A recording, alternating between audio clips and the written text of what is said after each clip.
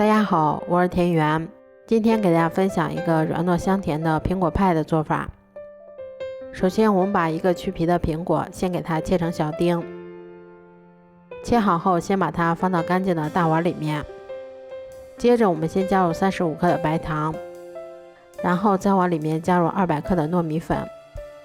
最后我们再少量多次的加入大约130克的温水，接着我们用筷子先把它们搅拌成这种面絮状。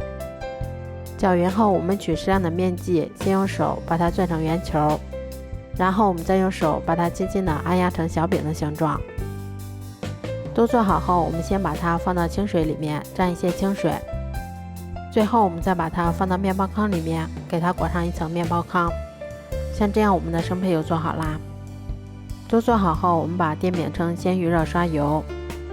然后再把我们做好的生胚依次放到电饼铛里面，全程用中小火慢烙，中间我们给它勤翻动一下，确保受热均匀。最后一直烙至两面金黄后就可以出锅啦。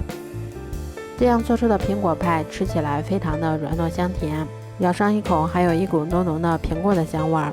如果喜欢的话就试试吧。